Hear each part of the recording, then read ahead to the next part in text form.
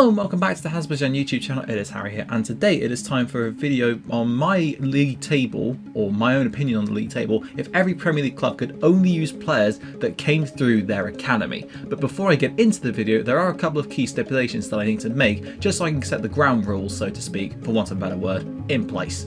In order to feature for a specific team, the players have to have come through the academy of the first team squad in question. They can't have simply spent time there or been released before they made a senior appearance. As two examples, Ashley Williams was released by West Brom at the age of 16 before having broken into the first team, so he cannot feature for West Brom's side in this video, although he has retired and this list only consists of players who are currently active, so he wouldn't feature anyway. But that's just one example on that front. And Daniel Sturridge, as another one, broke through at Man City, although he did spend time on the books in the youth ranks at Aston Villa, but he would only be eligible to feature for Man City since he broke through for them and not for Aston Villa. Also, if a player has made appearances for other teams before signing for a club and being put into their reserves, such as Chris Wood at West Brom, given that he made appearances in New Zealand for Waikato FC before signing for the Baggies, they will also not feature since they didn't break through at the club in question. And as mentioned earlier, there are only currently active players that are considered for the purposes of this video and no retirees. I hope that somewhat clears everything up, so without any further ado, let's have a look at my league table if Premier League clubs could only use players who graduated from their academy. I'm really sorry that I have to do this, but there is of course one team who always has to finish last in a league like this, and in this instance I'm going for Burnley. Not particularly famed for their academy in recent times, Burnley's team is weak across the board, with the only players of note being Dwight McNeil on the wing and Jay Rodriguez up front.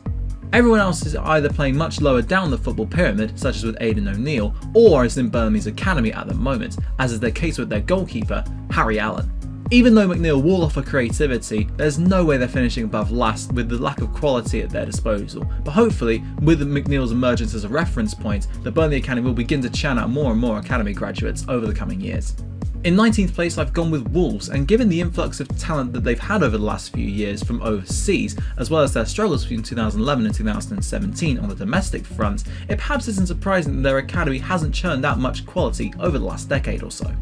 Although they have a solid enough goalkeeper in Wayne Hennessy and a talented midfielder in Morgan Gibbs-White, who may well come good at some stage over the coming years, even if his development has been stunted by a couple of failed loan spells in recent times, the other players in this team that I've created just simply aren't up to the calibre of Premier League football, in my opinion. In this fantasy league that I've created, I really think that they would struggle, especially given that they would be deprived of the Portuguese contingent that has served them so well in recent times. Wolves' West Midlands rivals West Brom take the final relegation place, as I just don't think that there is enough quality in their squad to lift them higher than 18th. Their defence is inexperienced and unproven, which could lead to them conceding a lot of goals, and whilst their midfield is solid enough with the likes of Kemar Roofe, Romain Sawyers and Izzy Brown in it, when you're relying on Saido Berahino for goals, you know you're in trouble.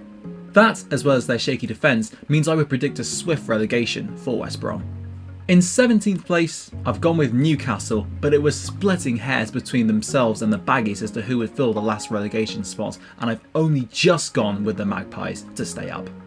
Their goalkeeper would be Fraser Forster, who impressed at Celtic last season and kept a clean sheet against Liverpool earlier this month. Then again, who hasn't? James Tavernier, who has impressed at Rangers this season, would provide a lot of creativity at right back, and the two Longstaff brothers would be the engine rooms in the middle of the park. Whilst their attack is admittedly woeful, barring a fully fit Andy Carroll, who could be okay on his day, I think they just about keep their heads above water, but probably with the lowest points tally required to stay up in Premier League history. In 16th place, I've gone for current Premier League high flyers Leicester, who have been propelled up the league by their young guns, but surprisingly enough, only two of them, namely Harvey Barnes and Hamza Chowdhury, actually came through the Leicester Academy, with all the others having been brought in from elsewhere, and Ben Chilwell having left for Chelsea in the summer. Although their defence is decent enough without really blowing anyone's minds, their strike force is really lacking, with Billy Mackay only having scored 13 in 103 games across 3 stints in England, and barring 4 months in the Championship with Wigan, all of those other stints were spent in either Leagues 1 or 2. As such, they'd really struggle to hit the back of the net, even with the creativity around them, so I can't put them any higher than 16th. In 15th place, we switch over to Merseyside, where we find Everton, and up until a couple of weeks ago, I could very well have featured Wayne Rooney, but since he announced his retirement to focus on being Derby's manager full time, it means he cannot feature in this video anymore. That means that up front, I have to pick James Vaughan, who has been a prolific lower league goalscorer admittedly, but not so much in the Premier League, meaning that the Toffees may well rely on players like Kieran Dowell and Anthony Gordon to provide goals from the wide areas. Furthermore, their centre-back pairing is, certainly based on current form, a mistake waiting to happen, as Shkodran Mustafi partners Shane Duffy, who has had a woeful season on loan at Celtic from Brighton. The midfield is the strongest part of the side by some distance, but it wouldn't be able to lift them any higher than 15th. In 14th place, I've gone for West Ham, but if I had compiled this in the 2000s or the early 2010s, West Ham would undoubtedly be challenging for the title, considering they'd have the likes of Rio Ferdinand, Jermaine Defoe, Joe Cole, Frank Lampard and Michael Carrick all at their disposal. Nowadays, all of them barring Defoe have retired, yet he still features up front even at the age of 38 alongside Freddie Sears, a strike force that nowadays just wouldn't really cut it in the Premier League. However, their spine is quite strong, with Mark Noble partnering undoubtedly the star of the team Declan Rice in central midfield, and James Tompkins and Reece Oxford featuring in defence, with some creativity being provided by the likes of Grady Diangana and Junior Stanislas. With that said, they'd probably be clear of relegation worries, but not much more.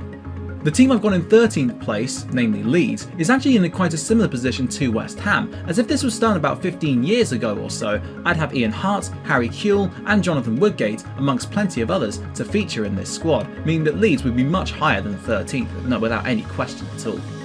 Alas, their academy products in recent times haven't really been able to live up to that high standard, but that being said, I was still spoiled for choice in midfield, with Ronaldo Vieira of Sampdoria having to miss out to the likes of Lewis Cook, Calvin Phillips and Fabian Delph, with James Milner featuring on the wing in order to accommodate all three of them. However, their defence isn't outstanding, potentially barring Danny Rose, and although their striker, Malik Wilks, is proving to be decent at Hull City in League 1, that is quite far away from the Premier League, meaning that they probably finish in the inauspicious position of 13th. Moving into 12th place, and that is where I've put Aston Villa, who are having a spectacular season in real life at the moment, spearheaded by one of their own, Jack Grealish, who is without question the star of this particular team, which I've concocted out of their academy graduates. Besides him, the best word that I could use to describe this team is functional, given that Mark Albrighton, Stephen Davis and Jonathan Hogg all find their way into midfield, and Kieran Clark and Gary Cahill form part of a trident at centre back, although Cahill did play some of his best football as part of a three-man defence at Chelsea under Antonio Conte in 2016-17, so that does provide a little bit of hope for them. Even with Grealish pulling the strings, I just don't think that there is enough quality besides him just yet to feature in the top half, although I'm certain that Louis Barry will go on to become a star in the years to come. The final team in the bottom half is going to be Crystal Palace, although just as a quick disclaimer, Nathaniel Klein is meant to be in centre defence instead of Ryan Innes, but he wasn't on the database of the site which I used to create the squads, so just pretend that Ryan Innes is actually Nathaniel Klein for now.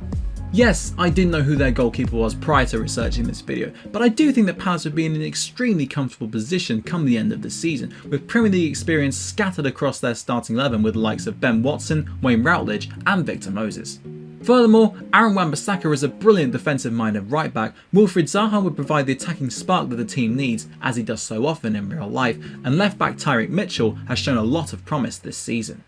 That combination would guide them, in my opinion, to a nice and easy position of 11th, with flirtations with the top half throughout. In 10th place, I think it would be the Seagulls of Brighton, and I'm well aware that this is quite a bold call, but even though they have barely any star quality in midfield or in attack, with 3 of the players being either in the academy or only having recently been promoted to the first team, I still see them finishing higher up the league than many would have anticipated, and certainly me going into researching this video.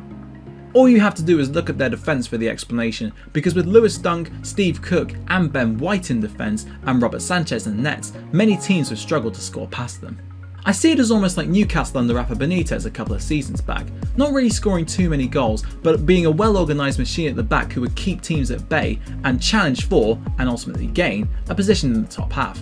In 9th, I've decided to go with Fulham, and at first glance, especially looking at their defence, you may be wondering as to why I've put Fulham as high as 9th, but I've got 3 reasons for you. Number 1 is the presence of Neil Etheridge in nets, who had an outstanding season for Cardiff in the 2018-19 Premier League season, so he'll definitely shore up the defence. Number 2 is the abundance of creativity from their midfield, with the likes of Johan Berg Gudmundsson, Harvey Elliott and, most prominently of all, Ryan Sessegnon, all able to feature for Fulham's academy graduates side. Number 3 is the fact that Moussa Dembele, recently signed by Atletico Madrid after starring for Lyon in Ligue 1, would score plenty of goals with the service provided, and those goals would bring Fulham solidly into mid-table, making them simultaneously entertaining to watch. You may be wondering when the first of the traditional Big 6 Premier League sides are going to feature, and one of them comes in at 8th, and that team is Spurs. To be honest with you, I was surprised with the overall lack of overriding quality emanating from Spurs' current academy graduates, the notable exception of course of Harry Kane aside, but I don't think even he could drag this side to a European spot at the very least. David Button is a nomadic goalkeeper who Spurs sent out on a staggering 13 loan deals in the space of just 4 years whilst contracted to the club, and he's currently warming the bench for West Bromwich Albion, having done the same for Brighton for 2 years before that. Their defence is alright at best, especially with the presence of a washed up Stephen Colker, and besides the two Harrys, their midfield and attack is somewhat lacking in comparison to others who were featured higher above them, meaning that Spurs finished in a lowly 8th in my fictional league. In 7th place is perhaps the team that might surprise the most of you, as it is the team who is currently last in the Premier League table in Sheffield United. Up until their win against United a couple of days ago, the Blades were in real danger of statistically becoming the worst Premier League side in its history, but if they were only allowed to feature players coming through their academy, they would be really well set.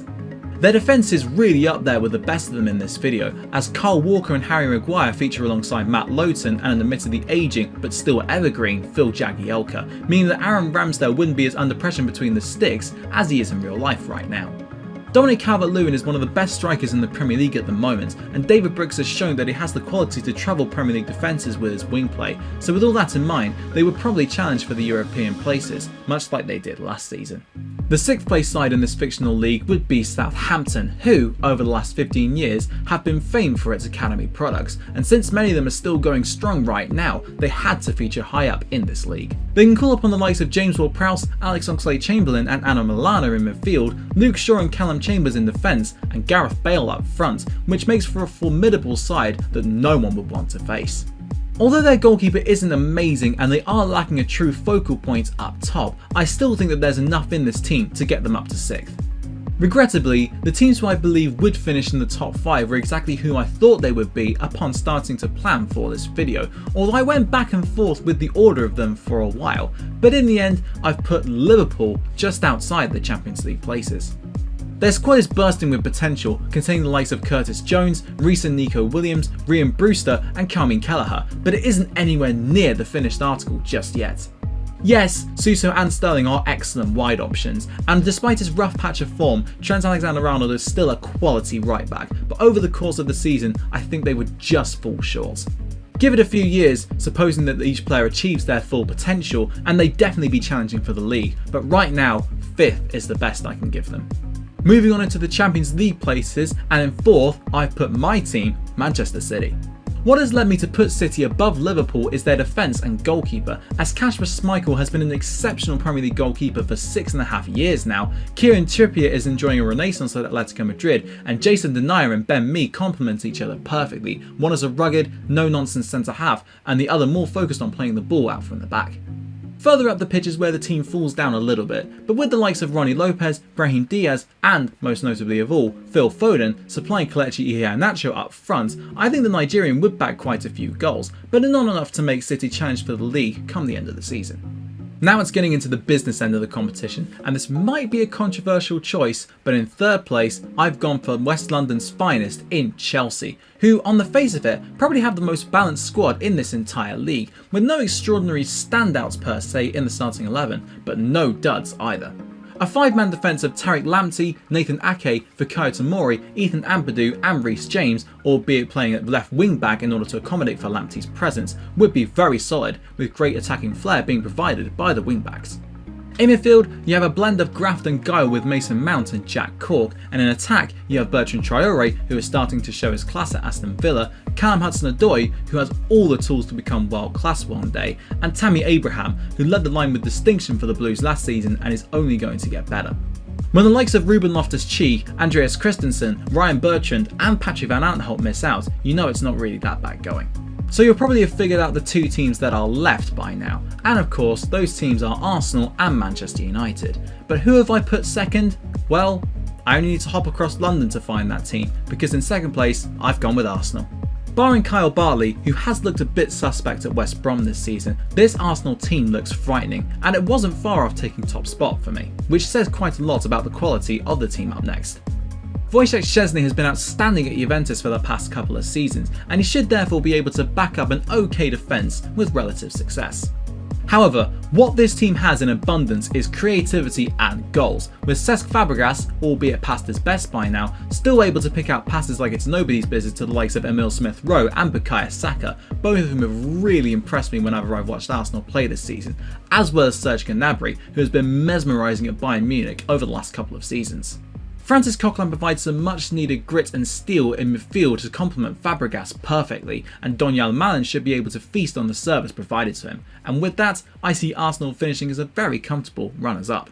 But as much as I hate to do this, I have to put Manchester United top, because I think this team would challenge for the title if put into the actual Premier League, never mind with my criteria applied. So of course, they would probably run away with the Premier League Academy Graduates Only League. Dean Henderson is an already fantastic goalkeeper who showed his promise at Sheffield United on loan last season, and it's only a matter of time before he usurps David De Gea as Manchester United's actual number one, so it was pretty obvious that he was going to feature as the goalkeeper in this team. Gerard Piqué can play in defence alongside Michael Keane and Johnny Evans, both of whom are having outstanding seasons at the moment, and a partnership of a resurgent Scott McTominay and Paul Pogba in midfield would be extremely productive. Up front, to say that Adnan Januzaj is the weakest player across the front three is quite a statement, especially considering the attacking lineups that have featured throughout this video, but given how much promise Mason Greenwood has shown over the last 18 months or so, and how prolific Sir Marcus of Rashford has been recently, it's true. With all that in mind, in my opinion, Man United would come out on top if every Premier League side could only use their academy graduates for a league season, and in all likelihood by quite a considerable distance at that. And here is the full league table in case you've forgotten it by now. That just about wraps up today's video on my opinions on what the Premier League table would look like if every club could only use players from their academy. Of course, if I've missed any players out, let me know which ones down in the comments below, as well as if you disagree with any of my selections. But of course, you have to take into account the criteria I laid out at the start. So again, you can't say that Chris Wood would feature for West Brom because he can't, based on my logic. But if you did enjoy this video, please do feel free to hit that like button, and if you haven't subscribed, then, well, I don't know what you're doing, but subscribe while you're at it so you never miss a video, and hit the notification bell to make doubly sure of that. Thank you very much for watching, and until next time, I'll see you then.